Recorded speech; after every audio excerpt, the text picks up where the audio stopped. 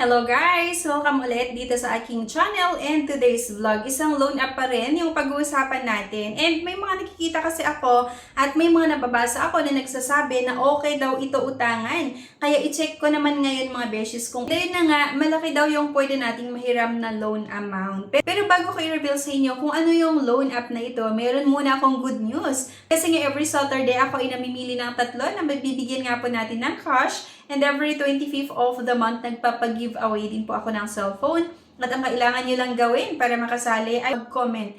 I-like yung ating video, huwag kalimutan na i-share. At syempre, huwag kalimutan mag-subscribe para maging updated ka nga sa announcement ng ating pa-cellphone and cash giveaways. At syempre, maging updated ka kung ano nga ba yung mga legit at hindi legit na pwede nating mautangan online. So yun nga mga beshes, itong pag-uusapan natin, right friend for the right time nga daw ito. And yun nga, may nakikita kasi ako na nagsasabi na okay nga daw ito utangan. So, i-check naman natin ngayon mga beshes. And sana talaga ma-aprobahan ang aking loan application. So, get loan up to 500,000 pesos for up to 360 days with low interest rate. So, 500,000 pesos yung pwede nating mahiram dito na data secured at registered nga ito sa Securities and Exchange Commission at syempre sa National Privacy Commission. So before proceeding, make sure you meet the following criteria. Ang pwede lang makihiram dito ay yung mga living and working in Metro Manila and nearby provinces, yung mga nasa Metro Cebu and Metro Davao, sa Pampanga, San Fernando City, sa Clark, Subic, and Angeles City, sa Nueva Ecija naman, sa Cabanatuan City, sa Tarlac City lang, at Bataan, sa Balanga or Balanga City. Have a steady monthly income of Metro Manila, 15,000 pesos, at kapag naman daw sa Metro Cebu, Metro Davao, and other areas, 12,000 pesos yung qualifications pagdating nga sa sahod para makautang dito. So, dapat daw din merong SSS number at yung edad ay 20 years of age and above. So, nga po mga beshes, hindi lahat ng lugar ay pwedeng makahiram dito. And I think okay din talaga ito utangan. Warning, if you are not currently residing or working in any of the locations listed on the previous page, ay wag na daw utang kasi madidecline lang din ang ating loan application. So, meron itong data privacy consent form. Kailangan lang natin na mag-agree dito mga beshies. After nun, enter your mobile number. We will send an OTP to this number for confirmation. So, may matatanggap tayo mga beshies na one-time password dito. Entered 6-digit OTP sent to your phone. So, ilagay nga lang natin yung one-time password nga dito mga beshies at set up fingerprint for quick authentication in the future. Okay? So, eto mga beshes yung mga pagdadaanan natin. Verification, personal information, home address, employment, financial, submit location, and KYC. So, kailangan nating masagutan lahat ng mga ito. And to apply for your first loan, we must verify your identity.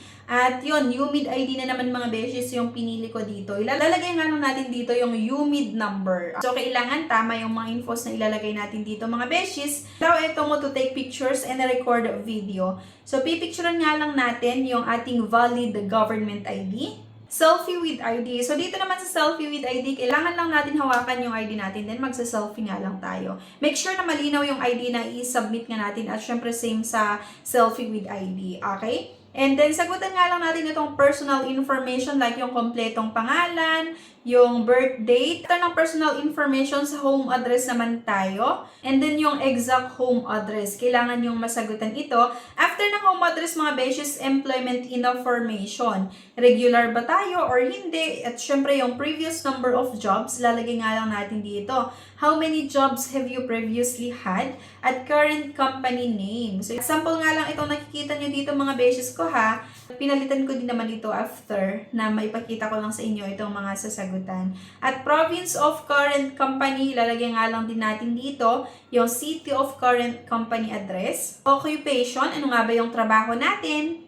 And working with the current company since, lalagyan nyo lang yung date. At yung work schedule. Net payment of first payslip, then net payment of second payslip. So for example, lagay ko dyan, sa first payslip ko or yung net payment sa first payslip ko ay 12,000, then sa second 13,000 pesos. I-upload na nga lang natin dito ang payslip. Please attach your 2 latest payslip. Payslip submitted should be issued within the last 1 month from today. So dapat latest 1 month payslip nga po yung ilalagay natin dito. Katapos nga natin makapag-upload ng payslip, number of dependent, how many family members depend on your income? Which is number of dependent, for example, 1. Magkano nga ba yung gusto kong utangin? Kunwari 75,000 pesos at Social Security System, ilalagay nga lang natin dito yung SSS number. Okay, after ng financial, sunod naman itong location or submit location.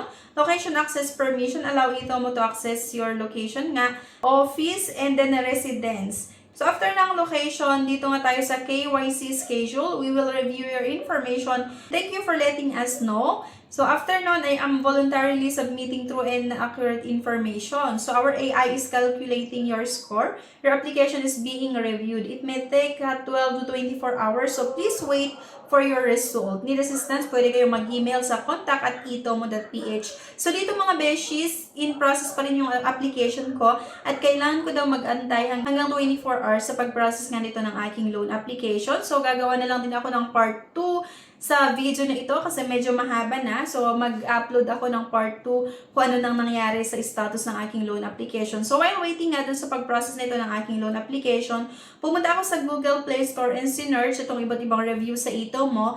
At may mga 1 star. At ang ilan sa mga reason kung bakit puro 1 star yung nilagay nila na reviews dito sa Itomo ay dahil nga hindi na-aprobahan ng kanilang loan application o di kaya yung mga iba ay hindi pwedeng makautang kasi yung area nila ay hindi sakop nung pinapautang nga nitong Itomo. Pero based nga dun sa ibang nakita ko ay legit naman daw or okay yung naging experience nila dito nga sa Itomo and na-aprobahan yung kanilang loan application at mahaba din yung loan terms na in-offer ng pautangan na ito. At syempre, malaki nga din talaga yung pwedeng mahiram kasi hanggang 500,000 pesos. Ang issue lang dito mga beshies ay hanggang 24 hours nga yung pag-process nito ng aking loan application. Kaya, hindi ko pa maantay, diba? So mag-update na lang ako dito din sa aking channel kung ano na yung status ng aking loan application after 24 hours. I'm sure naman na kung kayo isang empleyado at doon kayo nakatira or nagtatrabaho sa lugar na nabanggit nga dito like Metro Manila and nearby provinces like Rizal or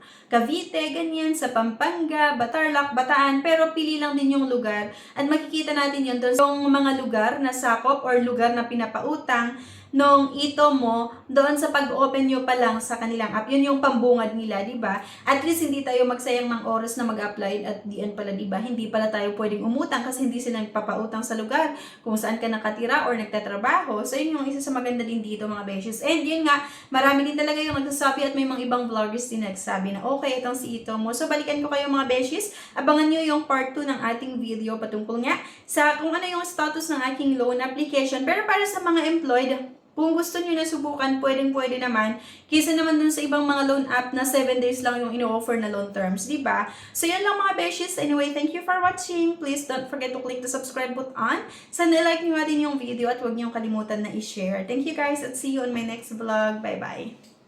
Subscribe na para makasali sa pa-GCash at cellphone giveaways na mai-announce every 25th of the month. Mechanics!